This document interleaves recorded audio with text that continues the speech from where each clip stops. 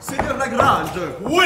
Regardez-moi un peu sans rire. Eh bien, Que dites-vous de notre visite?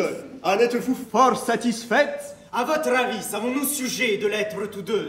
Pas tout à fait, à dire vrai. Pour moi, je vous avoue que j'en suis tout scandalisé. A-t-on jamais vu, dites-moi, de paix que provinciales faire plus les rancheries que celle-là? Et deux hommes traités avec plus de mépris que nous. À peine ont-elles pu se résoudre à nous faire donner des sièges. Je n'ai jamais vu tant parler à l'oreille qu'elles ont fait entre elles, tant bailler, tant se frotter les yeux, et demander tant de fois quelle heure est-il? Ont-elles répondu que oui et non à tout ce que nous avons pu leur dire? Et ne m'avouerez-vous pas enfin que quand nous aurions été les dernières personnes du monde, on ne pouvait faire pis qu'elles ont fait? Il me semble que vous prenez la chose fort à cœur. Sans doute je l'y prends, et de telle façon que je veux me venger de cette impertinence. Je connais ce qui nous a fait mépriser.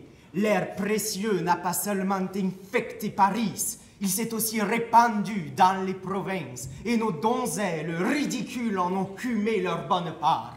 En un mot, c'est un ambigu de précieuses et de coquettes que leur personne. Je vois ce qu'il faut être pour en être bien reçu, et si vous m'en créez, nous leur jouerons tous deux une pièce qui leur fera voir leur sottise et pourra leur apprendre à connaître un peu mieux leur monde. Et comment encore? J'ai un certain valet, nommé Mascarille, qui passe au sentiment de beaucoup de gens pour une manière de bel esprit. Car il n'y a rien à meilleur marché que le bel esprit maintenant. C'est un extravagant qui s'est mis dans la tête de faire l'homme de condition.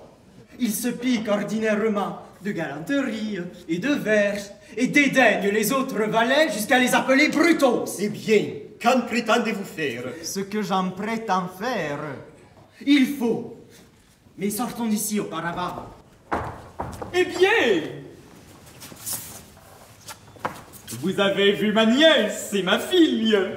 Les affaires iront-elles bien? Quel est le résultat de cette visite? C'est une chose que vous pourrez mieux apprendre d'elle que de nous. Tout ce que nous vous pouvons dire, c'est que nous vous rendons grâce de la faveur que vous nous avez faite et demeurons vos très humbles serviteurs.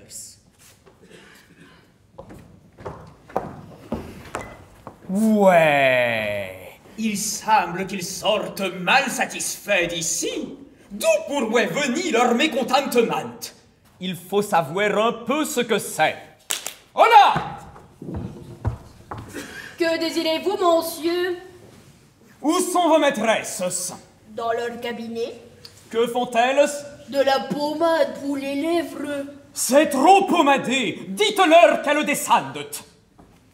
Ces pandardes-là, avec leur pommade, dont je pense envie de me ruiner. Je ne vois partout que Blandeuse, les Virginales et mille autres brimborions que je ne connais point. Elles ont usé, depuis que nous sommes ici, le lard d'une douzaine de cochons, pour le moins. Et 4 valets vivraient tous les jours des pieds de mouton qu'elles emploient.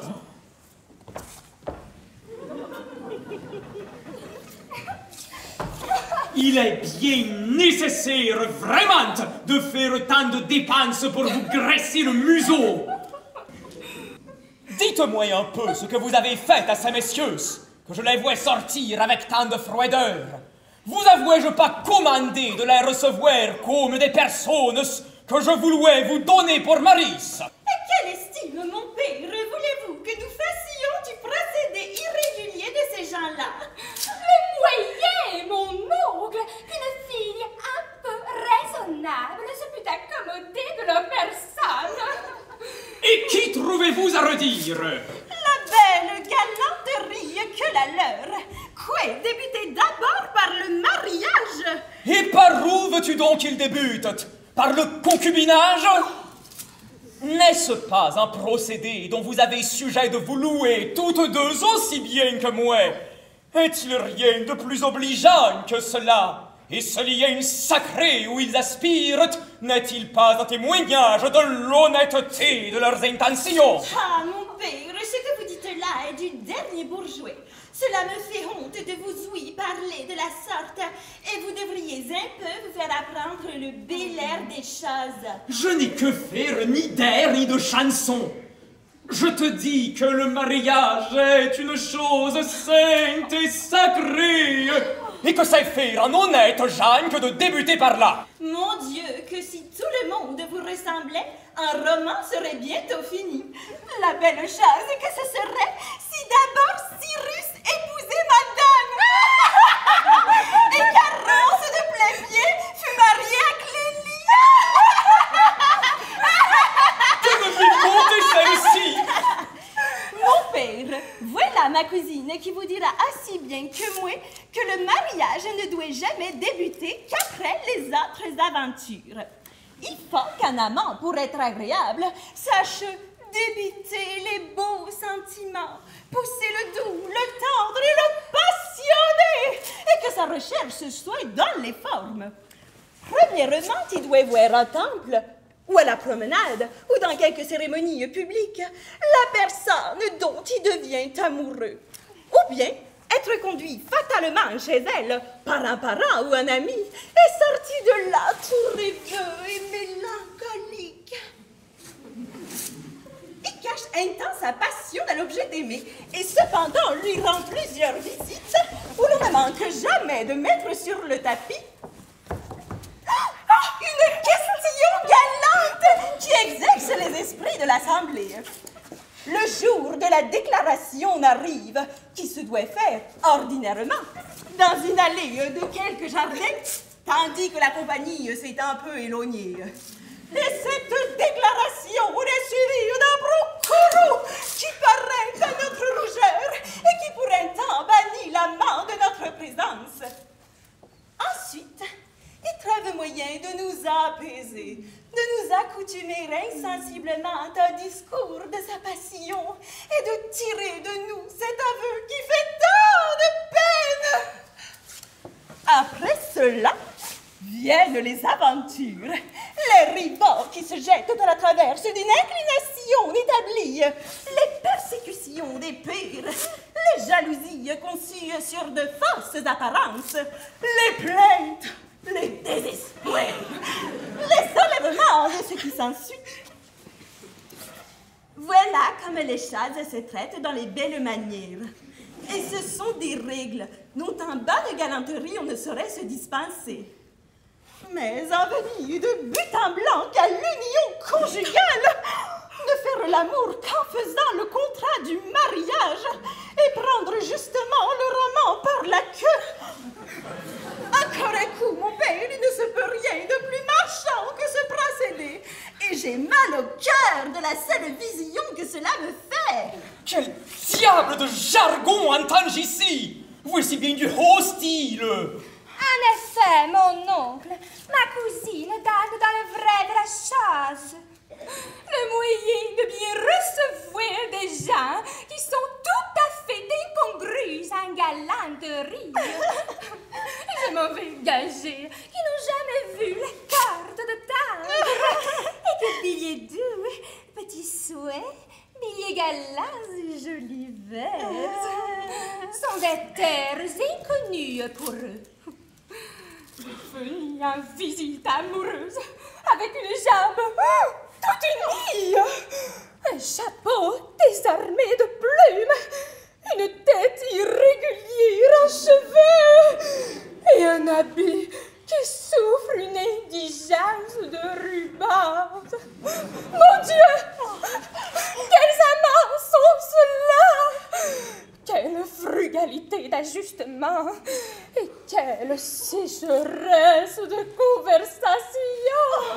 On n'y dure point, on n'y tient pas. J'ai remarqué encore que leurs rabats ne sont pas de la bonne faisette.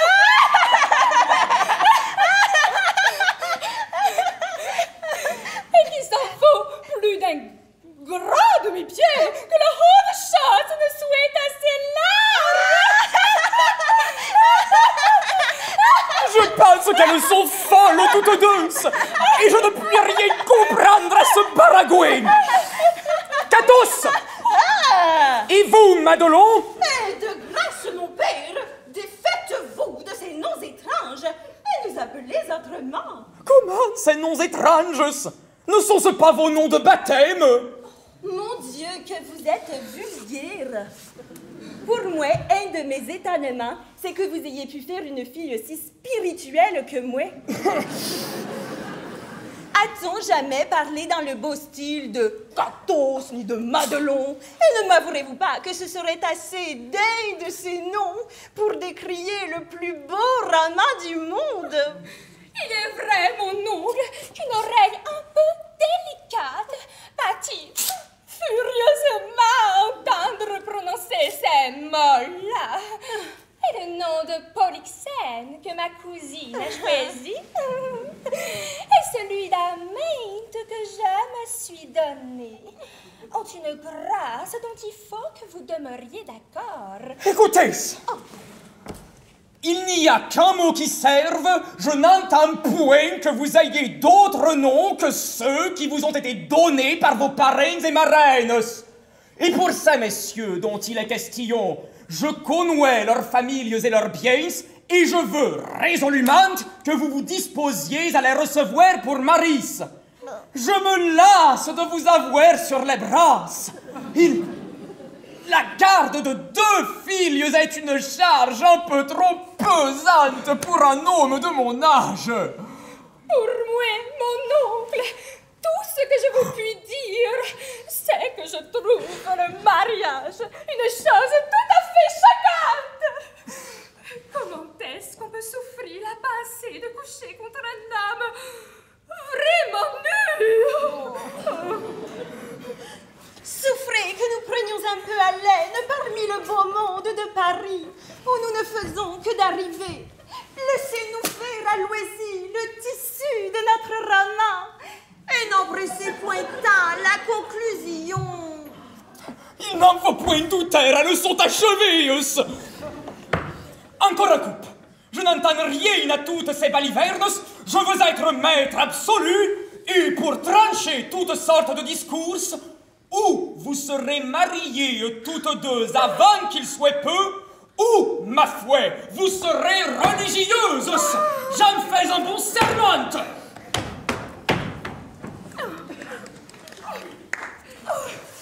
Mon Dieu, ma chère, que ton père a la forme enfoncée dans la matière, que son intelligence est épaisse et qui fait sombre dans son âme. Que veux-tu, ma chère? J'en suis en confusion pour lui. J'ai peine à me persuader que je puisse être véritablement sa fille. Et je crains que quelque aventure un jour me viendra développer une naissance plus illustre. Je le croirais bien, oui. Il y a toutes les apparences du monde. Et quand je me regarde aussi... Voilà un laquais qui demande si vous êtes au logis et dit que son maître vous veut venir voir. Apprenez, Sat, à vous énoncer moins vulgairement. Dites, voilà un nécessaire qui demande si vous êtes en commodité d'être visible. Dame, je n'entends point le latin et je n'ai pas appris comme vous la philosophie dans le Gracine. L'impertinente! Le moyen de souffrir cela. Et qui est-il le maître de ce laquais? Il me l'a nommé le marquis de Mascarille. Ma chère, un marquis! Oui! Allez dire qu'on nous peut voir. C'est sans doute un bel esprit qui aura ouï parler de nous. Assurément, ma chère.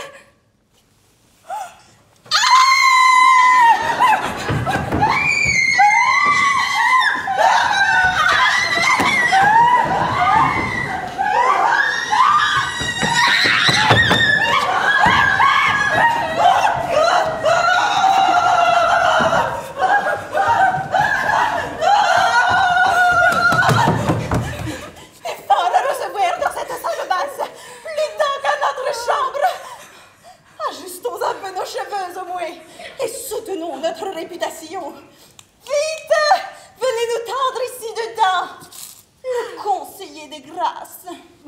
Par ma foi, je ne sais point quel petit là. Il faut parler chrétien si vous voulez que je vous entende. Apportez-nous le miroir, ignorante que vous êtes. Et gardez-vous bien d'assalir la glace par la communication de votre image.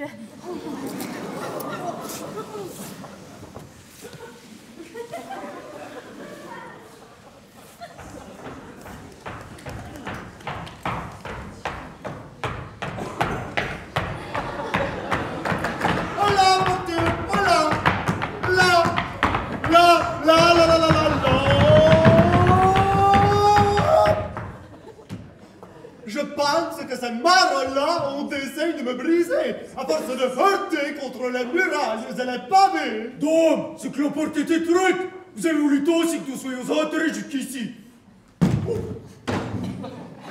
Je le crains bien. Voudriez-vous, Faquette, que j'expose cela un beau point de mes plumes aux inclémences de la saison pluvieuse et que je lance imprimer mes souliers en boue? Allez, ôtez votre chaise d'ici. Veuillez-nous donc, s'il vous plaît, monsieur. Hein? Je dis, monsieur, que vous nous donniez de l'argent, s'il vous plaît.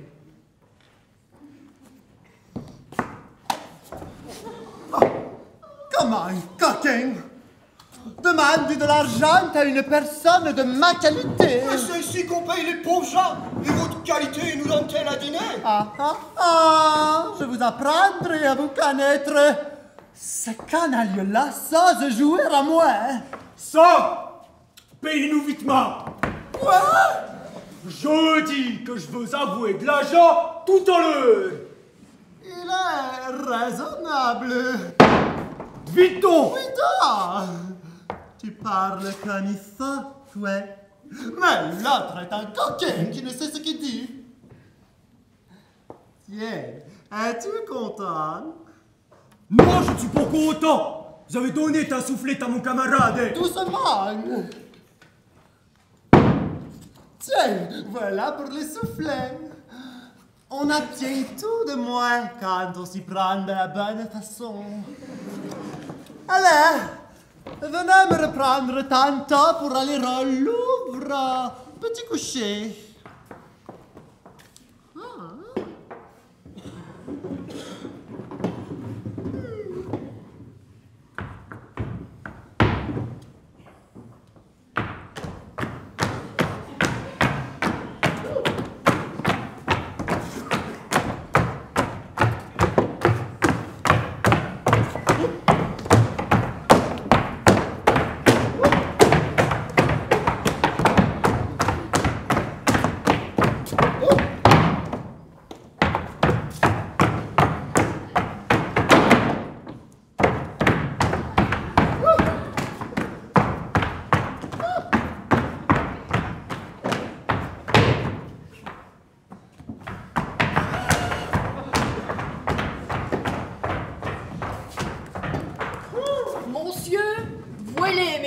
Qui vont venir tout à l'heure. Qu'elle ne se presse point.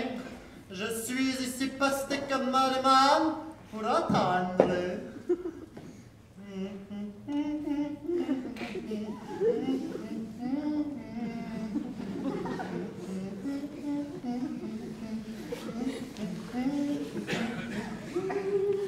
Les voici.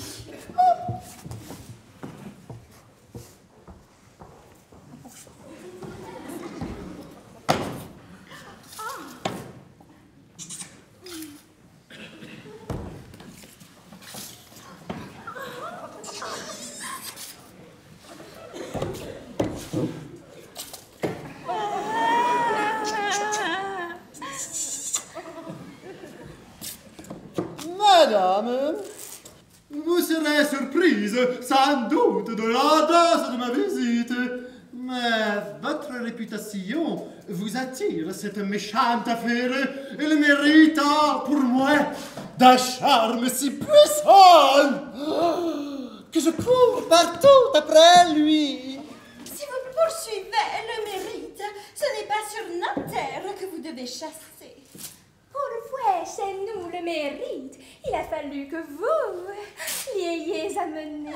Oh, je m'inscris enfin contre vos paroles. La renommée accuse juste en comptant ce que vous valez. Et vous allez faire pic, repique et capote tout ce qu'il y a de galant dans Paris. Votre complaisance pousse un peu trop avant la libéralité de ces louanges. Et nous n'avons garde, ma cousine et moi, de donner de notre sérieux dans le doux de votre flatterie. Ma chère, il faudrait faire donner des sièges. Allah, Almanza! Madame, Vite! Voiturez-nous ici les commodités de la conversation. Mais au moins, y a-t-il sûreté ici pour moi? Que craignez-vous? Quelque vol de mon cœur! Quelque assassinat de ma franchise! Je vois ici les yeux qui ont la mine d'être de fort mauvais garçons, de faire insulte à la liberté et de traiter une âme de turc à mort. Comment diable? D'abord qu'on les approche, ils se mettent sur leur garde meurtrière. Ah, par ma foi, je m'en défie et je m'en vais gagner à pied. Ou je veux cassillons bourgeoises qui ne me feront point de mal. Ma chère, c'est le caractère enjoué. Je vois bien que c'est un Hamilcar. Ne craignez rien. Nos yeux n'ont point de mauvais dessein. Et votre cœur peut dormir en assurance sur leur prud'ami. Mais de grâce, monsieur, ne soyez pas inexorable à ce fauteuil qui vous tend les bras il y a un quart d'heure. Contentez un peu la vie qu'il a de vous embrasser.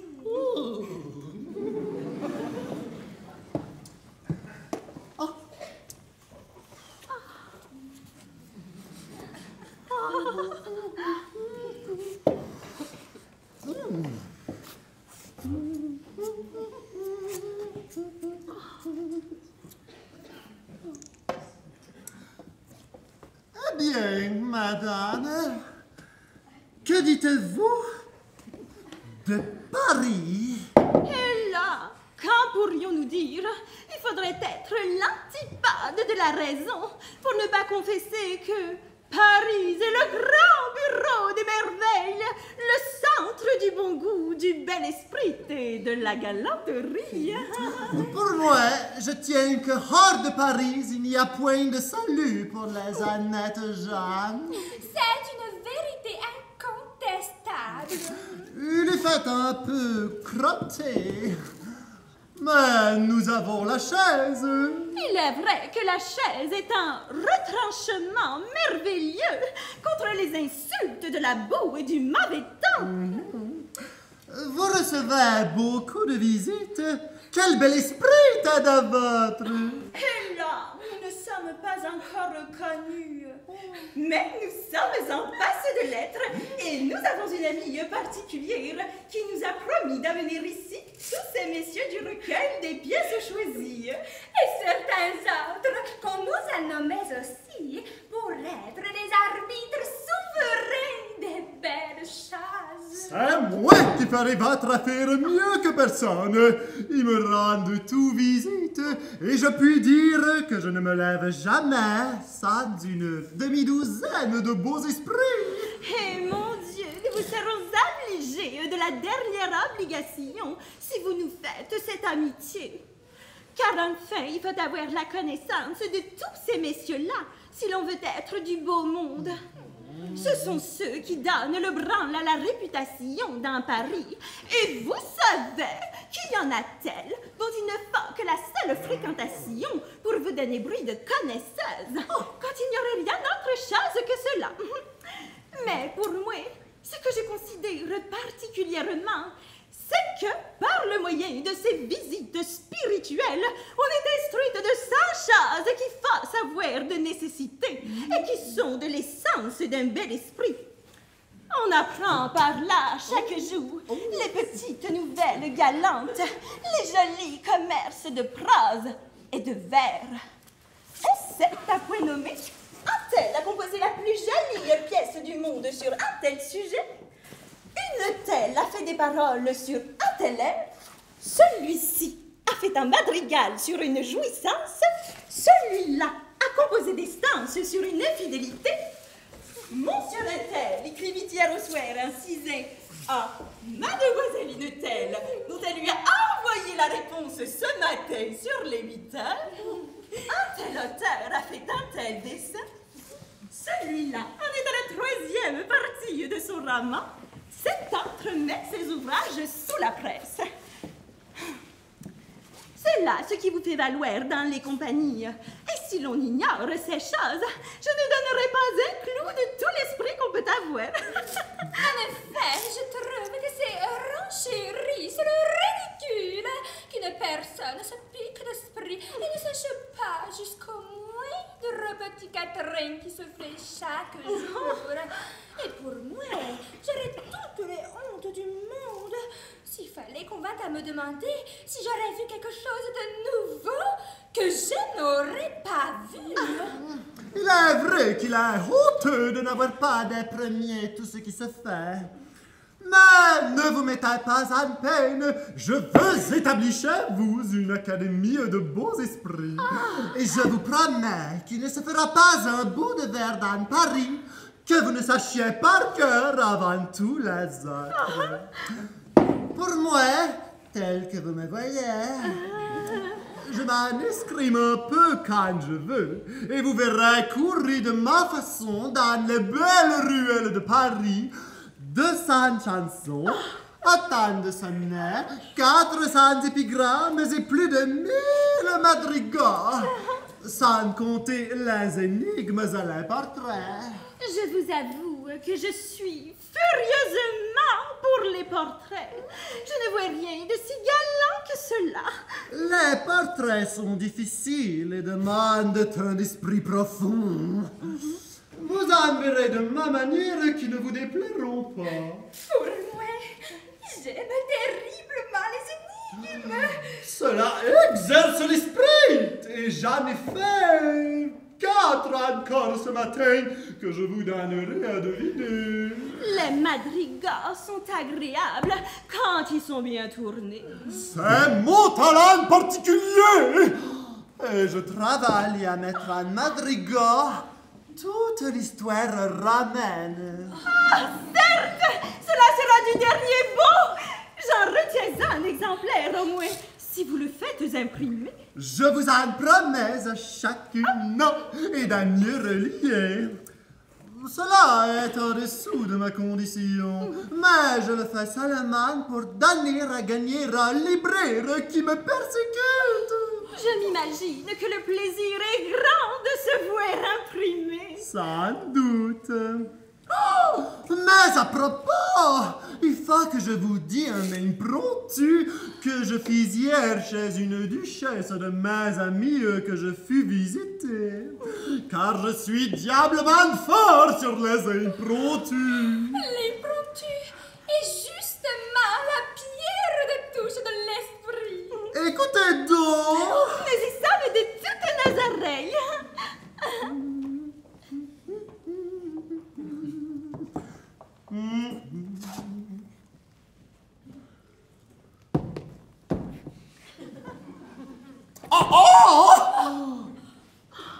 Je n'y prenais pas garde. Tandis que, sans songer à mal, je vous regarde. Votre lien tapinois me dérobe mon cœur. Avaleur, avaleur, avaleur!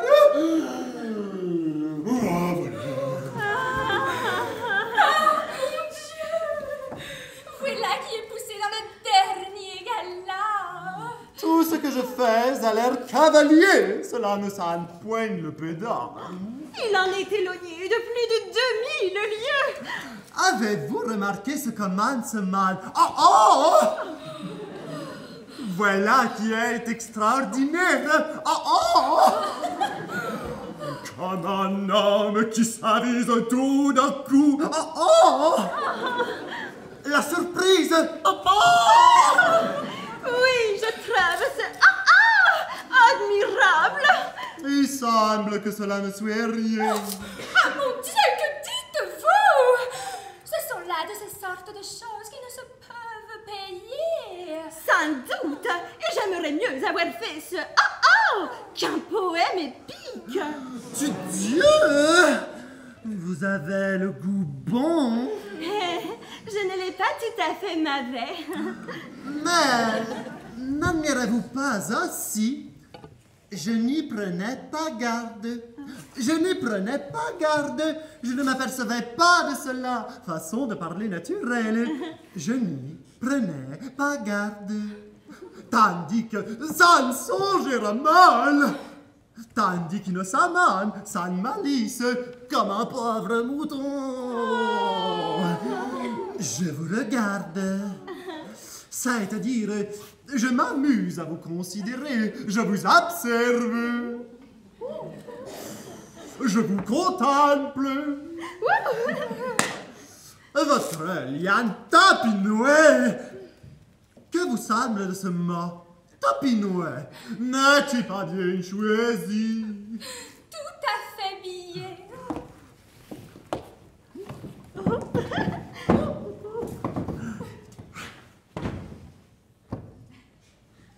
Tapinouée. À cachette. Il semble que ce soit un chat qui vienne de prendre une souris. Tapinouée. Il ne se peut rien de mieux. Me dérobe mon cœur, me l'empoche, me le ravit. Avalère, avalère, avalère. Avalère. Ne diriez-vous pas que c'est un homme qui crie et court après un voleur pour le faire arrêter? Avalère, avalère, avalère. Avalère. Il faut avouer que cela a un tour spirituel et galant. Je veux vous dire l'air que j'ai fait dessus. Vous avez appris la musique. Moi? Point du tout. Et comment donc cela se peut-il? Les gens de qualité savent tout, sans avoir jamais rien appris. Assurément, ma chère. Écoutez si vous trouverez l'air à votre goût.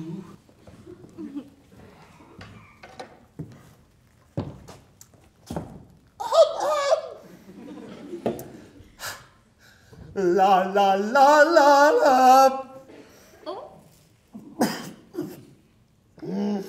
La brutalité de la saison a furieusement outragé la délicatesse de ma voix.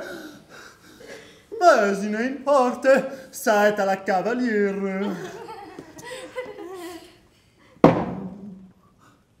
Papa, je n'y prenais pas garde, je n'y prenais pas garde. Tandis que sans songer à mal, je vous regarde, votre lien tapinouée me dérobe mon cœur. Oh, Valère, oh, Valère, oh, Valère, oh, Valère, oh, Valère, oh, Valère,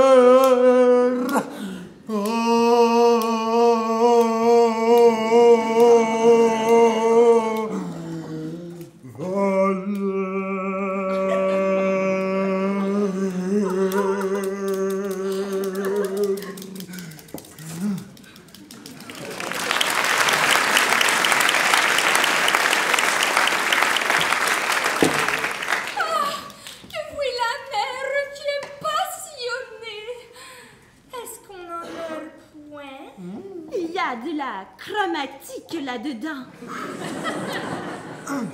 Ne trouvez-vous pas la pensée bien exprimée dans le chant? Oh, Valère! Et puis, comme si l'on criait bien fort, Tout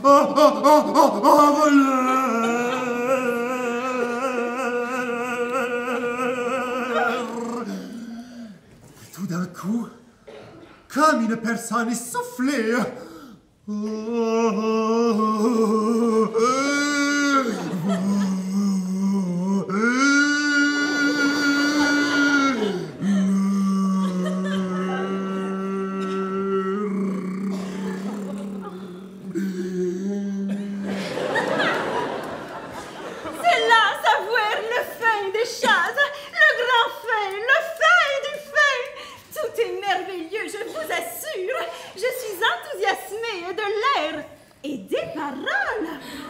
Je n'ai encore rien vu de cette force-là. Tout ce que je fais me vient naturellement, sans étude. La nature vous a traité en vraie mère passionnée, et vous en êtes l'enfant gâté. À quoi donc passez-vous le temps? Rien du tout. Nous avons été jusqu'ici dans un jeûne effroyable de divertissement. Je m'offre à vous mener l'un de ces jours à la comédie, si vous voulez. Ainsi bien, on en doit jouir une nouvelle que je serai bien aise que nous voyions ensemble. Cela n'est pas de refus. Mais je vous demande d'applaudir comme il faut quand nous serons là. Car je me suis engagé de faire valoir la pièce. Et l'auteur m'en est venu prier encore ce matin. C'est la coutume ici, quand nous autres gens de condition, les auteurs viennent lire leurs pièces nouvelles pour nous engager à l'être de belles et leur donner de la réputation. Et je vous laisse à penser si, quand nous disons quelque chose, le parterre ose nous contredire. Pour moi, je suis fort exact, et quand j'ai promis à quelque poète, je crie toujours « Voilà qui est beau !» Devant que les chandelles soient allumées. Ne m'en parlez point. C'est un admirable lieu que Paris. Ici passent 100 choses tous les jours qu'on ignore dans les provinces. Quelque spirituel qu'on puisse être. C'est assez. Puisque nous sommes instruites, nous ferons notre devoir de nous écrier comme il faut sur tout ce qu'on dira. Je ne sais si je me trompe, mais vous avez toute la mine d'avoir fait quelques comédies. Il pourrait être quelque chose de ce que vous dites. Ah, ma foi, il faudra que nous la voyions. Entre nous, j'en ai composé une que je veux faire représenter. Et par qui me demanderez-vous? Belle demande! Oh, grand comédien! Il n'y a qu'eux qui soient capables de faire valoir la chose. Les autres sont des ignorants qui récitent comme l'on parle. Ils ne savent pas faire ronfler les vers et s'arrêter à bel André. Le moyen de connaître où est le beau vers, si le comédien ne s'y arrête et ne vous avertit par là qu'il faut faire le brouhaha. En effet, il y a manière de faire sentir aux auditeurs les beautés d'un ouvrage, et les choses ne valent que ce qu'on les fait valoir. Que vous semble de ma petite oeille? La trouvez-vous congruente à la but? Oh, tout à fait. Le ruban est bien choisi. Furieusement bien. C'est Perdrixon tout pur. Que dites-vous de mes canons? Ils ont tout à fait bon air. Je puis me vanter à moins qu'ils ont un grand quartier plus que tout ce qu'on fait. Il faut avouer que je n'ai jamais vu porter si haut l'élégance de l'ajustement. Attachez un peu sur sa gamme la réflexion de votre odorat. Ils sentent terriblement bon. Je n'ai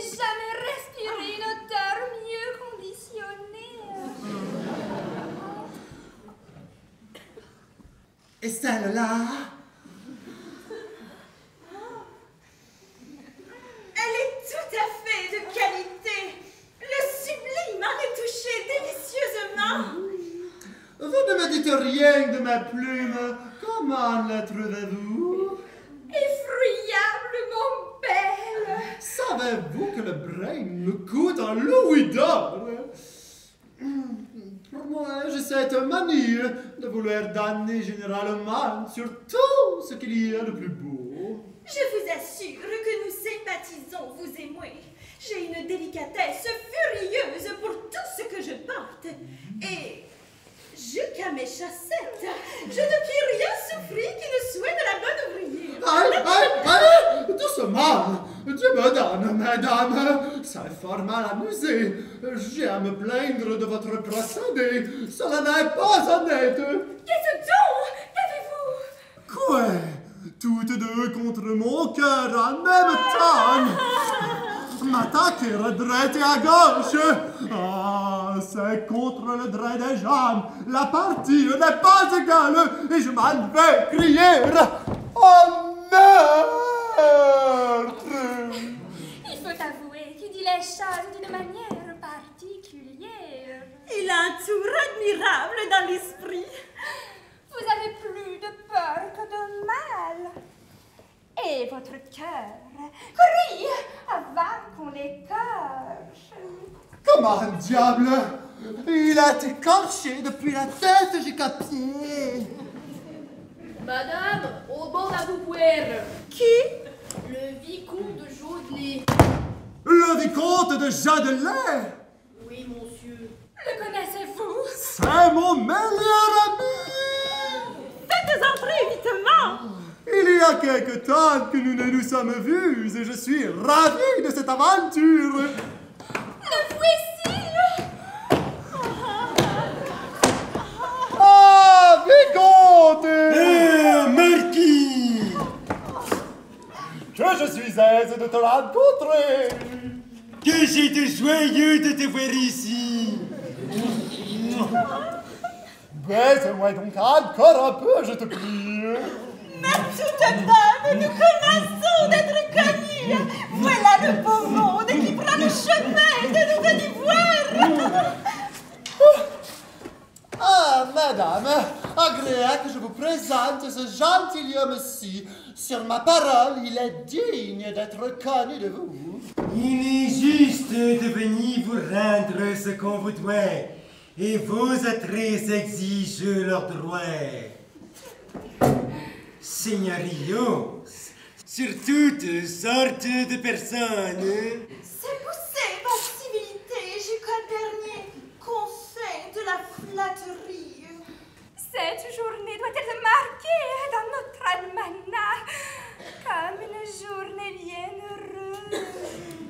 Allons, petit garçon, va-t-il toujours vous répéter les choses?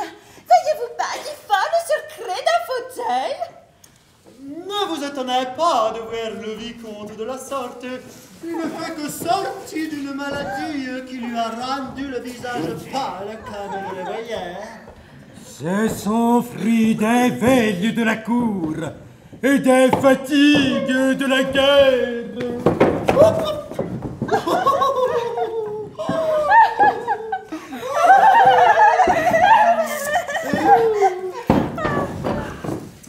Savez-vous, madame, que vous voyez dans le vicomte un des valiants hommes du siècle? C'est un brave à trois poils. Vous ne m'en devez rien, marquis. Et nous savons ce que vous savez faire aussi. Il est vrai que nous nous sommes vus tous deux dans l'occasion. Et dans des lieux où il faisait fort chaud. Oui. Mais non pas si chaud qu'ici. Aïe, aïe, aïe. Notre connaissance s'est faite à l'armée.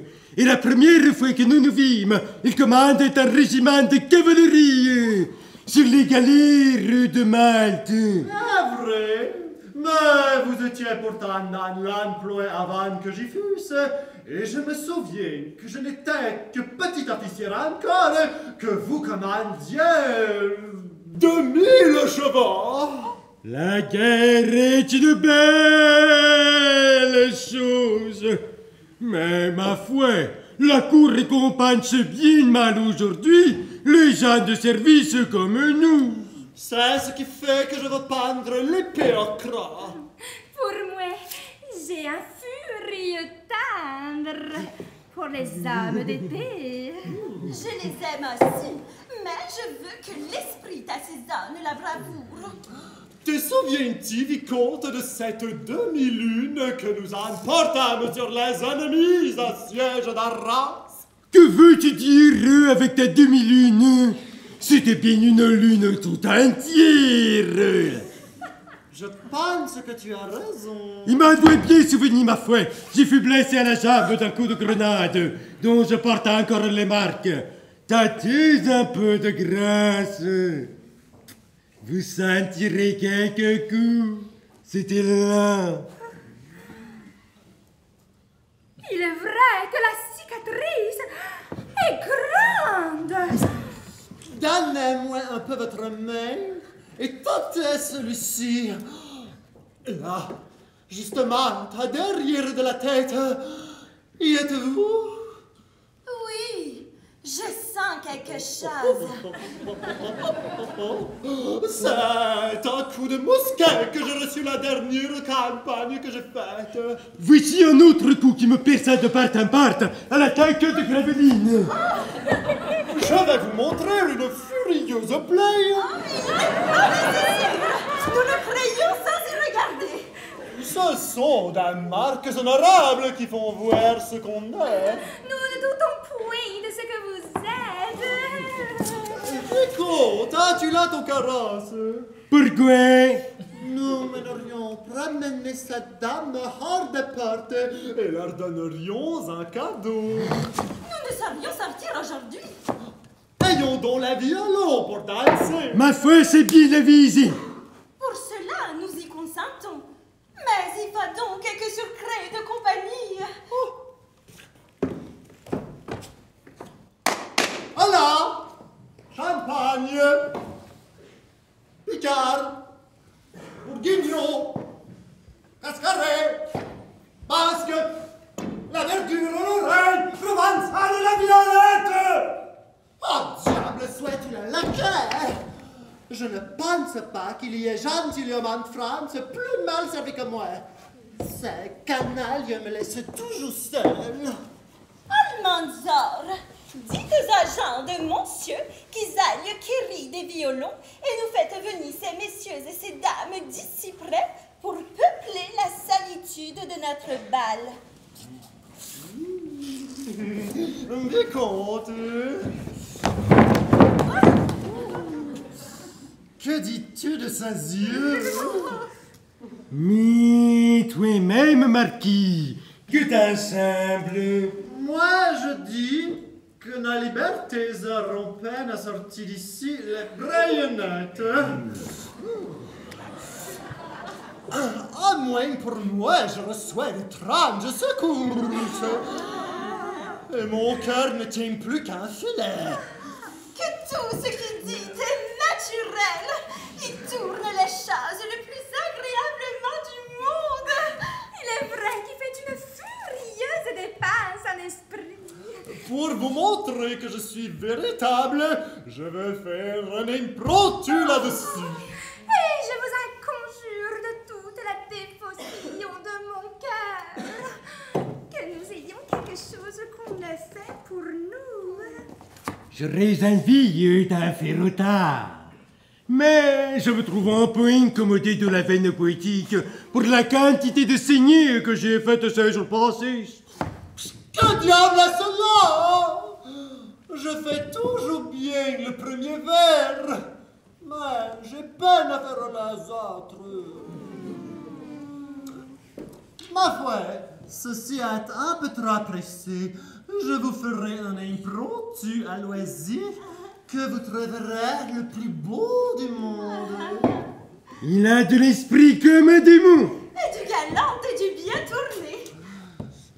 Vicomte, dis-moi un peu, y a-t-il longtemps que tu n'as vu la comtesse? Il y a plus de 3 semaines que je ne lui ai rendu visite. dites? Sais-tu bien que le duc m'est venu voir ce matin et m'a voulu mener à la campagne, courir la serre avec lui? Voici nos amis qui viennent. Mon Dieu, mes chers, nous vous demandons pardon. Ces messieurs ont eu fantaisie de nous donner les armes des pieds et nous avons envoyé Kéry pour remplir le vide de notre assemblée. Vous nous avez obligés, sans doute. Ce n'est ici qu'un bal à la hâte, mais l'un de ces jours, nous vous en donnerons ça dans la forme. Les violons sont-ils venus? Oui, monsieur, ils sont ici. Oh! Ah!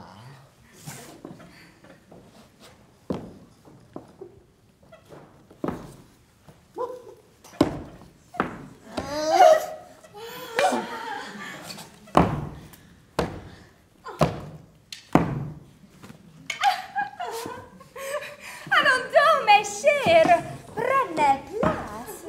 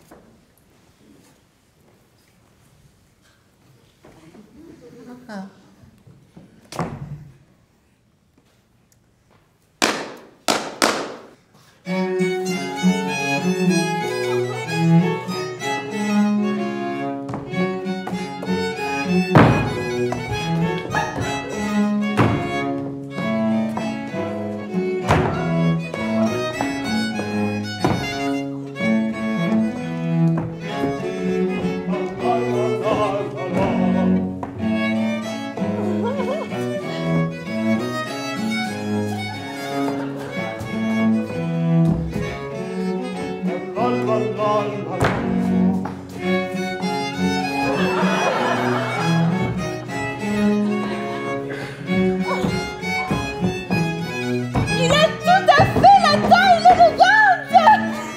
Et là, c'est propre.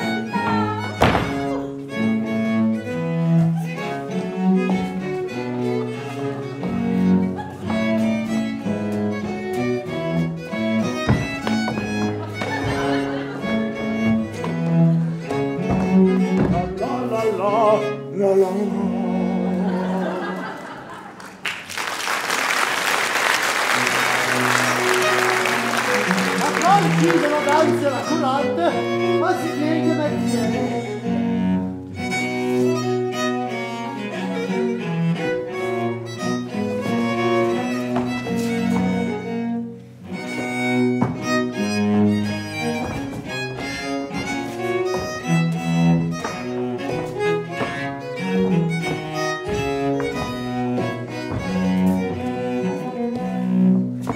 En cadence, violon, en cadence.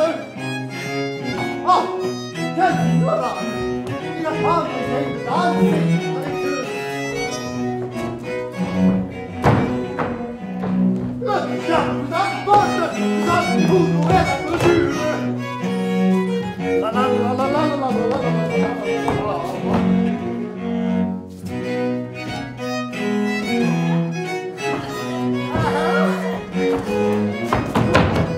Ferme! Ah, cielo de village!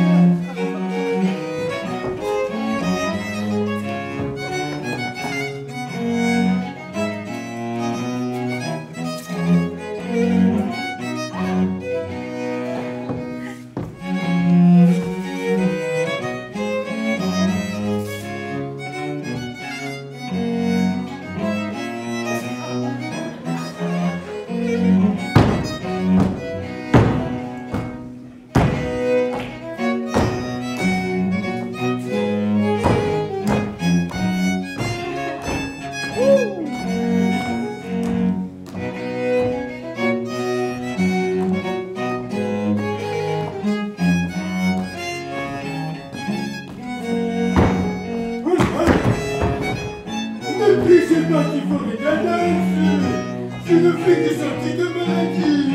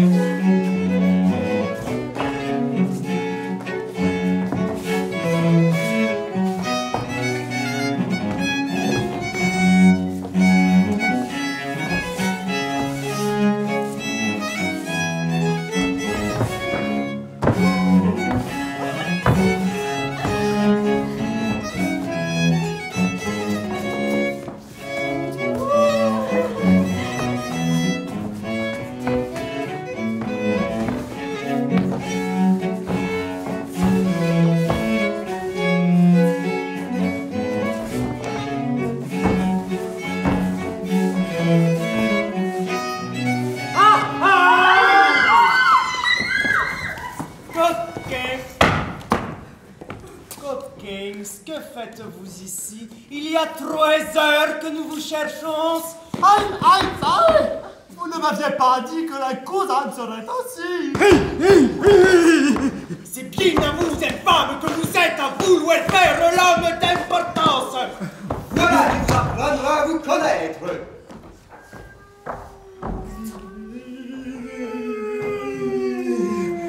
Que veut-on dire ceci?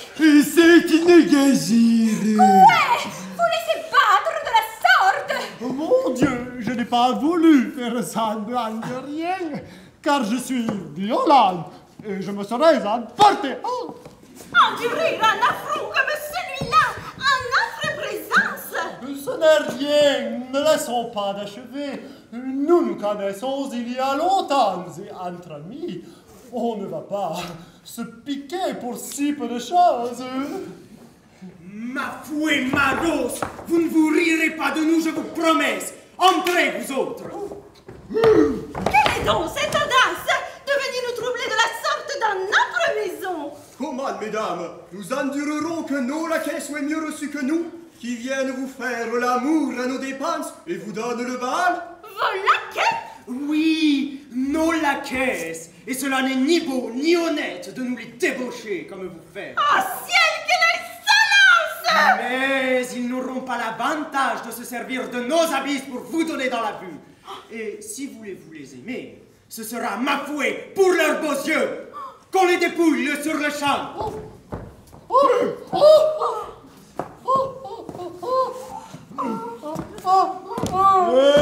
Dieu, notre braverie. Voilà le marquisat de la vicomte à bas. Coquin, vous avez l'audace d'aller sur nos brisées. Vous irez trouver autre part de quoi vous rendre agréable aux yeux de vos belles, je vous en assure. C'est trop que nous supplanter, et nous supplanter avec nos propres habits. Fortune, quelle est ton inconstance? Dites qu'on leur ôte jusqu'à la moindre chose. Qu'on emporte toutes ces hardes dépêchées. Maintenant, mesdames, en l'état qu'ils sont, vous pouvez continuer vos amours avec eux, tant qu'il vous plaira. Nous vous laissons toutes sortes de liberté pour cela. Et nous vous protestons, monsieur Rémouet, que nous n'en serons aucunement jalouses. Oh, quelle confusion! Je crève de dépit! Est-ce donc ceci qui nous payera, nous autres? Demandez un mot sur le vicomte. Qui est-ce qui nous donnera de l'argent? Demandez un mot sur le marquis.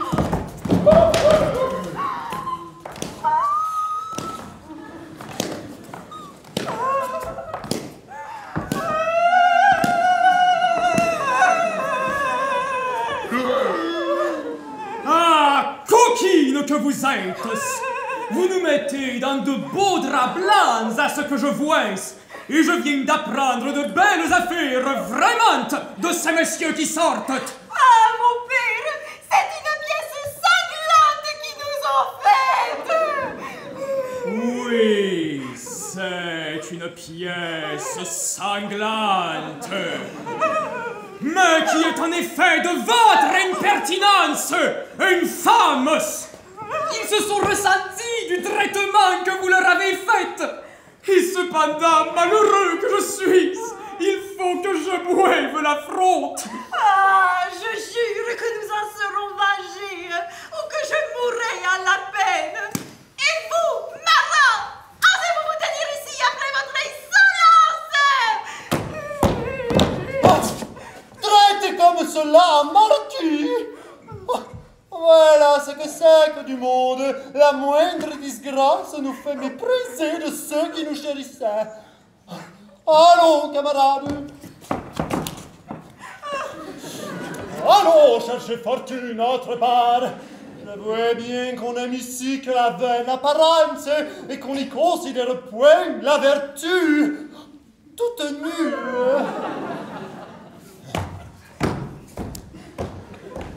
Monsieur, nous attendons que vous nous contentiez à leur défaut pour ce que nous avons joué ici. Oui, oui, je vous vais contenter. Et voici le manuel dont je vous veux payer. Et vous, bandactes, je ne sais qui tient que je ne vous en fasse autant. Nous allons servir de fable et de risée à tout le monde. Et voilà ce que vous vous êtes attirés par vos extravagances. Allez vous cacher, vilaines! Allez vous cacher pour jamais! Et vous, qui êtes cause de leur folie, sotte bilieuveusée, pernicieux amusement des esprits oisis, romances, vers, chansons, sonnets et sonnettes, puissiez vous être à tous les diables!